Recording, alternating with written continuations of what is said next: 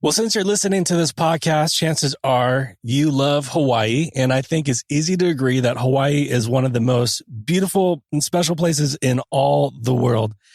In addition to Hawaii's beauty, sunsets, resorts, drinks, and, it is deep in rich history, culture, and legends. And today we are discussing probably one of the most epic legends of all time, Pele, Hawaii's goddess of fire and volcanoes.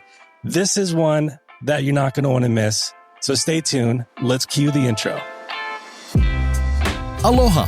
Welcome to Hawaii's Best. Here, you'll learn what to know before traveling as we discover Hawaiian culture, local businesses, and the experiences that make Hawaii one of the most incredible places in the world. And now, your host, Bryan Murphy. Welcome to another episode of Hawaii's Best, where we talk about all things Hawaii. My name is Bryan Murphy, the owner of Hawaii's Best. And today I am joined with one of my good friends, Andrew Fowers, the co-founder and CEO of Shaka Guide. Andrew, what's up, man? How you doing? Aloha. Aloha. So good to see you again. Yeah, thank you. Glad to be on the podcast here. Maybe you could fill in those listening just a brief overview of what Shaka Guide is all about.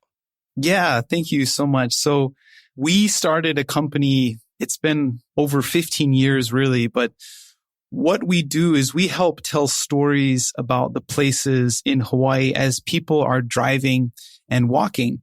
And how we do that is through an app called Shaka Guide that as visitors are cruising the island and, checking out fun spots, beaches, things to do, we have this Shaka Guide app that actually directs them around the island, telling them stories along the way, as well as helpful tips about things to check out, what to do, and also safety about what to avoid when you're traveling. So I love storytelling. I love especially the stories of Hawaii.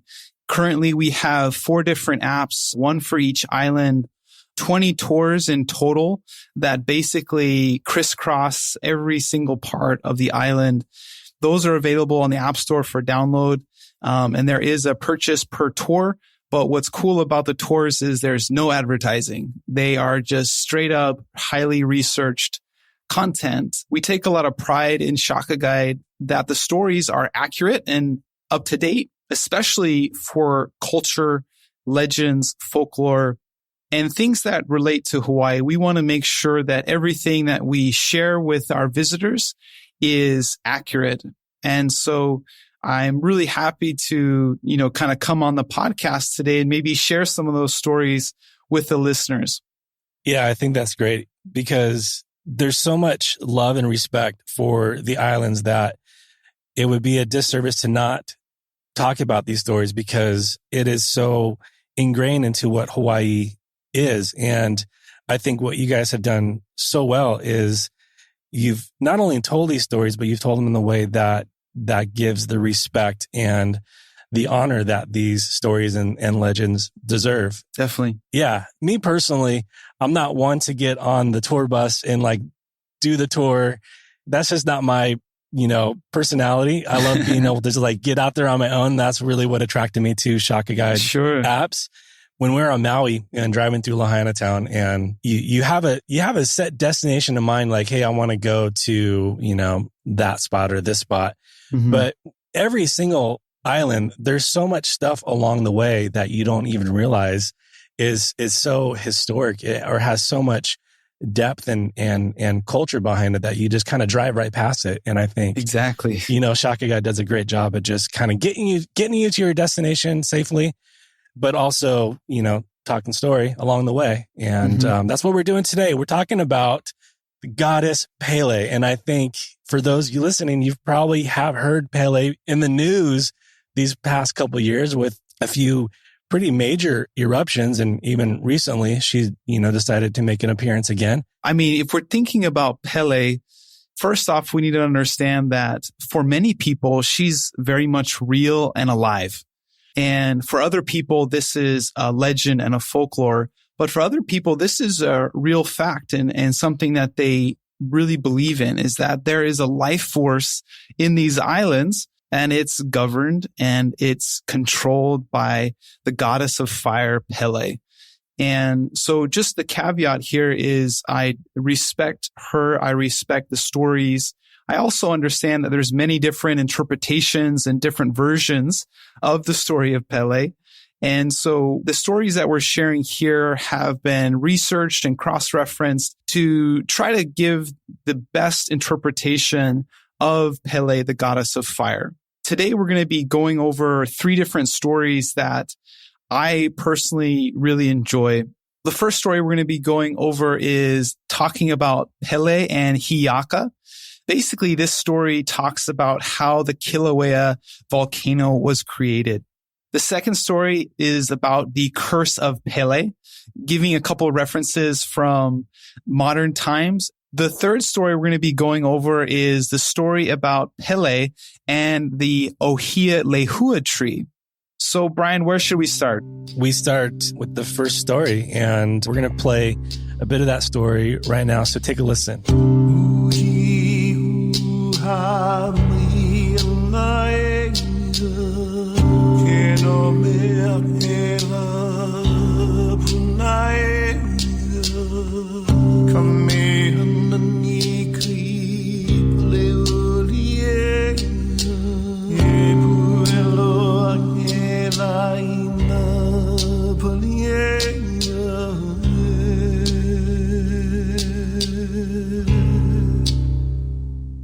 The Hawaii Volcanoes National Park is not only an area rich with history and geology, but also Hawaiian myths and legends, with Pele, the goddess of fire, lightning, and volcanoes, as the center of them all. Pele came from a family of siblings who each had a role to play in the shaping of the earth.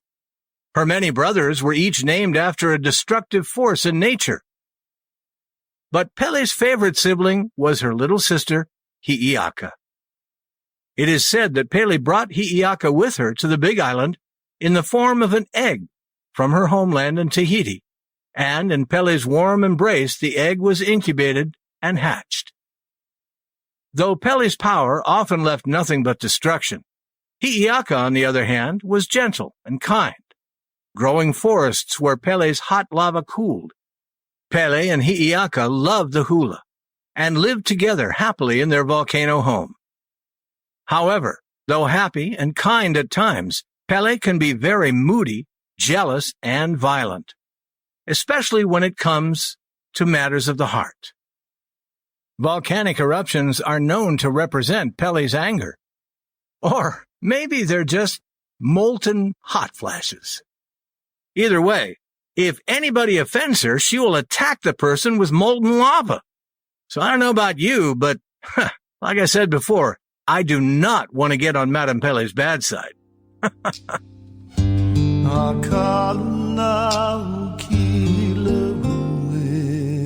So there you have like a little bit of a background on Pele and Hi'iaka.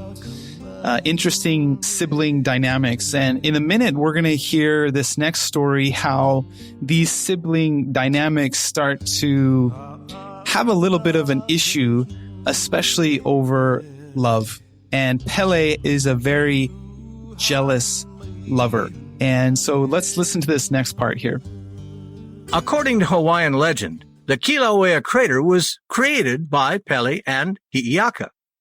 As the story goes, one day Pele fell into such a deep sleep that her spirit separated from her body.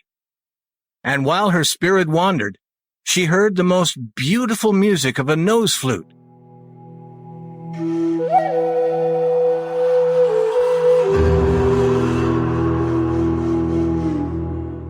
Pele's spirit traveled from island to island in search of the maker of this heavenly music. Finally, she came to Kauai, where she found Lohi'au, a handsome young prince playing his flute. Transforming herself into a young and very beautiful woman, Pele approached Lohi'au and won over his heart. The couple then spent the next several days together. Back at home, Hi'iaka began to be worried over Pele's lifeless body. Finally, Pele awoke from her spirit journey and told her sister what had happened, and how she yearned to be together with Lohi'au again. But Pele could not leave her volcanic fires unattended, or she would die. So she asked Hi'iaka to go to Kauai and bring Lohi'au to her. Pele even gave Hi'iaka a strict deadline of just 40 days and instructed her not to fall in love with the handsome Lohi'au. Hi'iaka agreed as long as Pele would protect her beloved Ohia forests while she was away. Hi'iaka's journey was perilous to say the least, having to combat many monsters and demons along the way. However, Hi'iaka kept her sister's interest in mind and continued until she found Lohi'au. But by that point, 40 days had already passed. Pele became impatient and jealous, thinking that her sister had betrayed her and seduced Lohi'au. In her wrath, Pele set fire to Hi'iaka's forest and burned it down.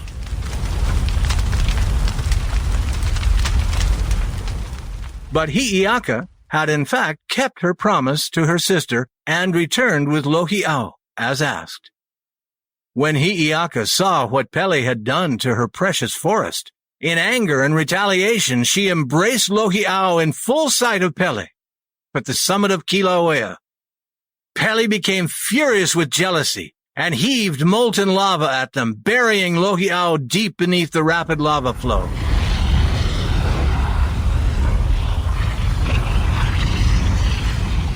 Hi'iaka, regretting what she had done, started to dig furiously, hoping that she might be able to recover the body of Lohi'au.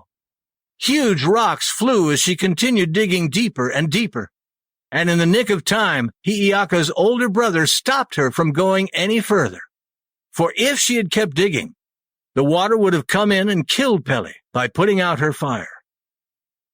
So this, according to the Kapuna, the keepers of Hawaiian legend, is how the great Kilauea caldera came to be. And the moral of the story is, always keep your promises and never flirt with your sister's boyfriend, especially if she throws molten lava.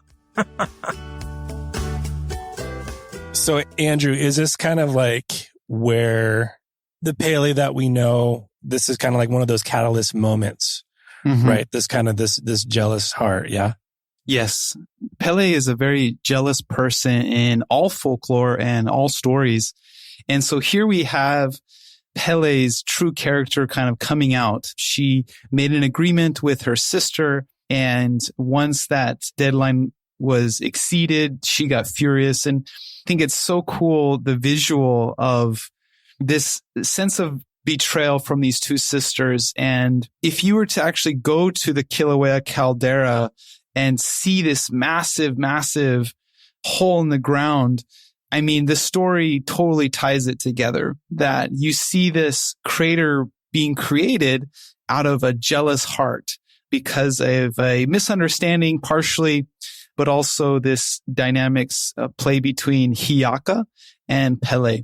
And even to this day, there is lava in the caldera there, and it's what we call a lava lake.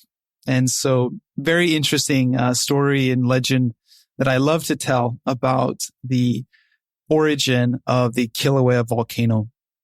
Pele's wrath is still very much alive and present. And this legend has been perpetuated in a different form in modern day. There's actually a curse that is surrounding the taking of lava rock from any Hawaiian island. It has been said that you will be cursed by Pele if you do so. You know, I've heard of people who have taken a rock and have felt that guilt or maybe a little bit of that wrath and decided to like, I gotta send this back. And there's post office that just get inundated with lava rocks. Is that true? Yeah, it actually is true. So visitors, they see this really black rock, and some of them are very shiny and smooth and just very unique. And so naturally, there's a lot of curiosity, like, wow, I want to take some of this home with me.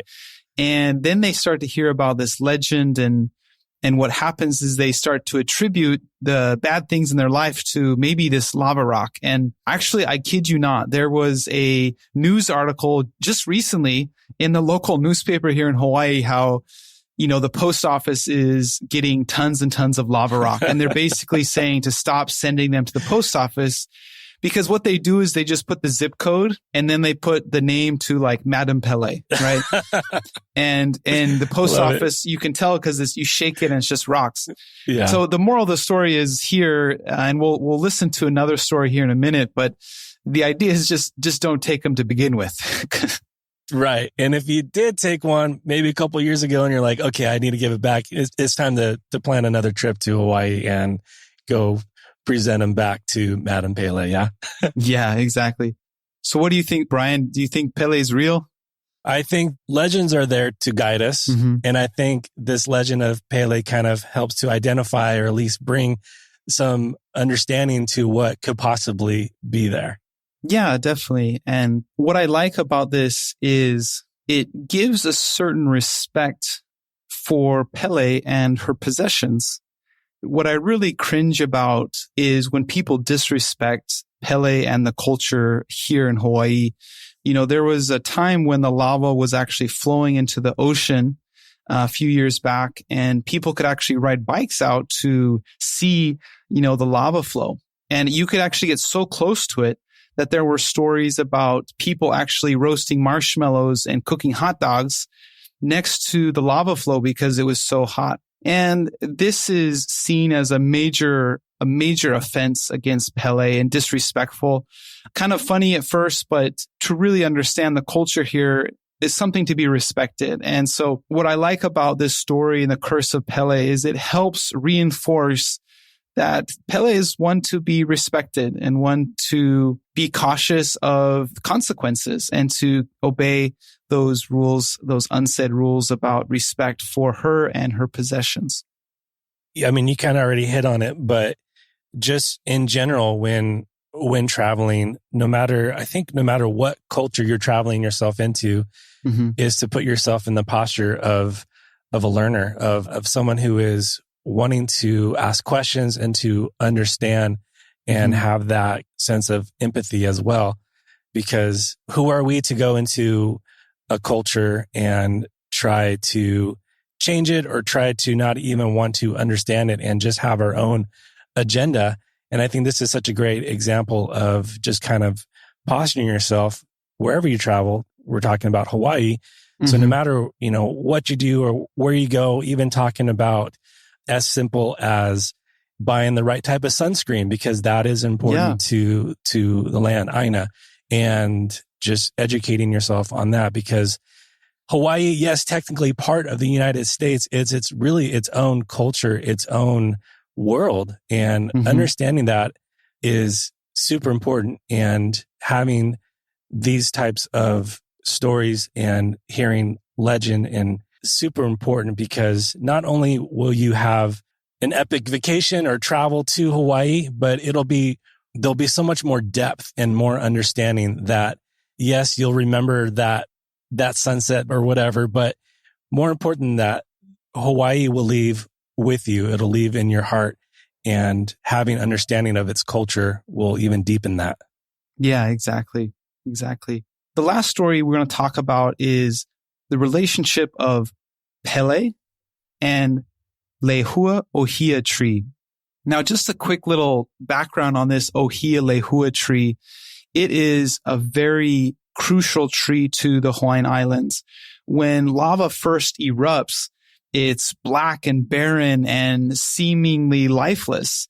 But actually, there is a native tree called the Ohia Lehua tree that is able to be one of the first trees to come in and start populating itself and growing on this very rough and harsh lava rock. What's interesting about this Ohia Lehua tree is it actually has pores in it that it can actually close and open. And this is really important because living next to a volcano, there is a bunch of harmful carbon dioxide and a bunch of harmful molecules in the air that could actually suffocate the tree. What this Lehua tree has been, designed to do over these many years is it actually can close its pores in its leaves. And this protects it when there is an eruption and there's harmful chemicals in the air, that it can continue to survive. What's also really important about this Ohia Lehua tree is it has these beautiful red flowers that the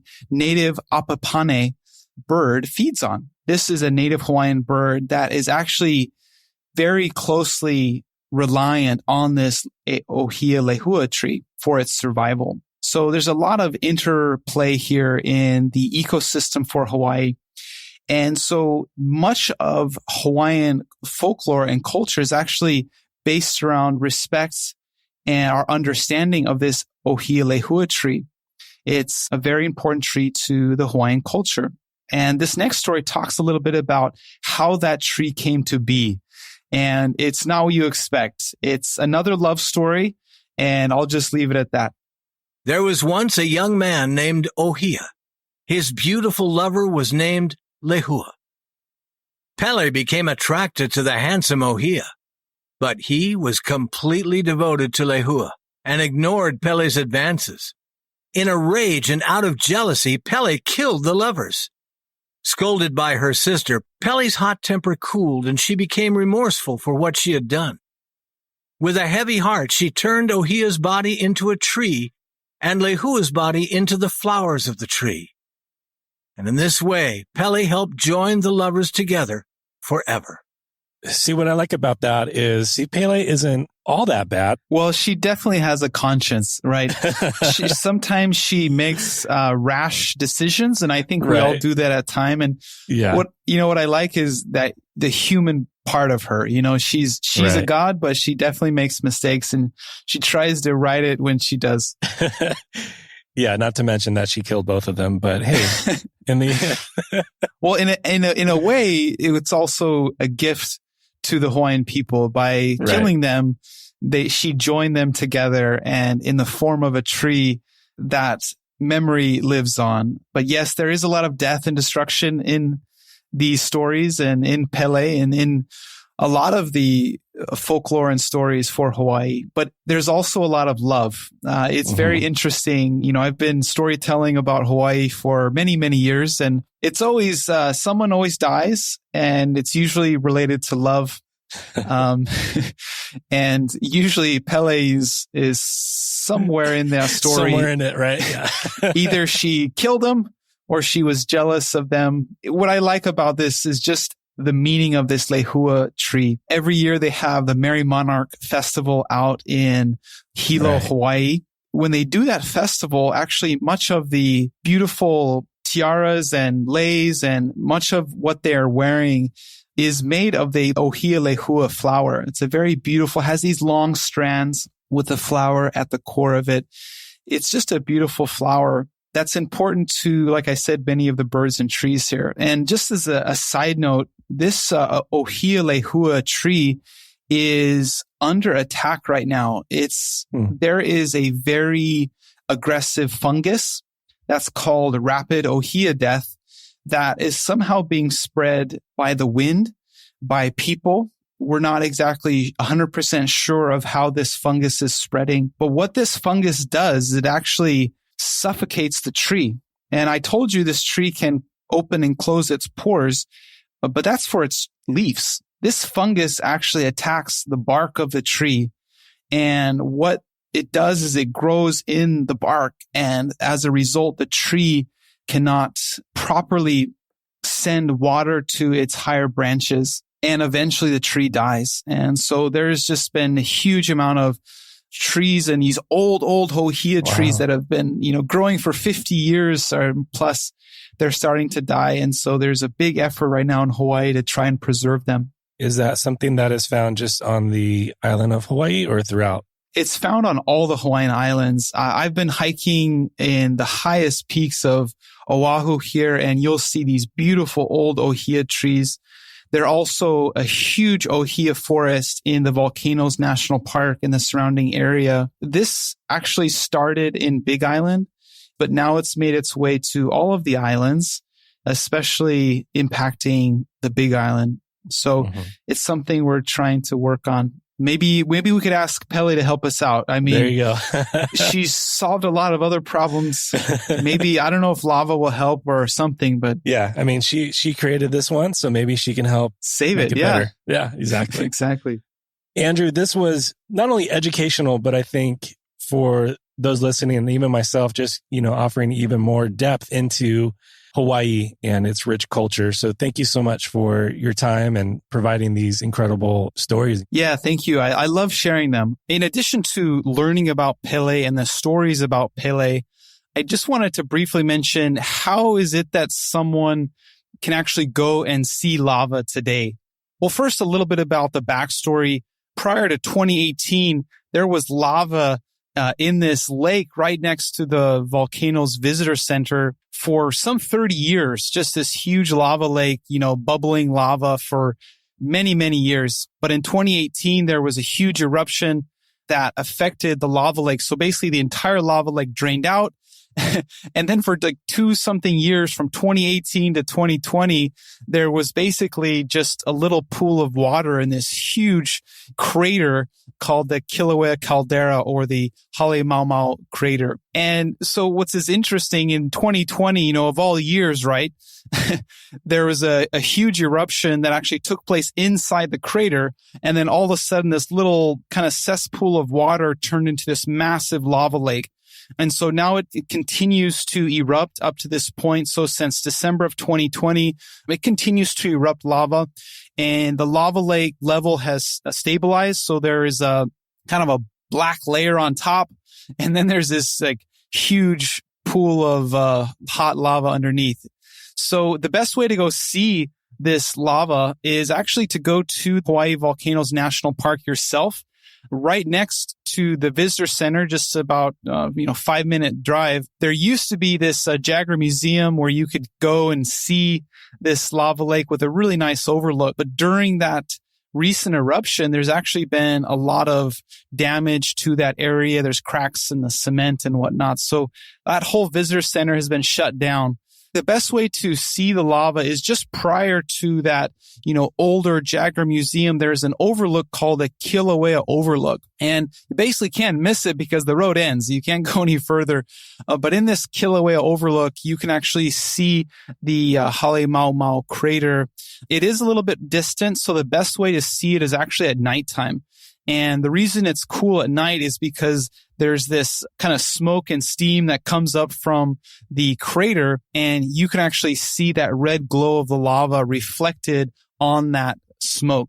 So it just makes it a really cool kind of eerie, lava feeling from the crater there. So yeah, totally recommend it. If you have chance, go and actually see Pele's handiwork.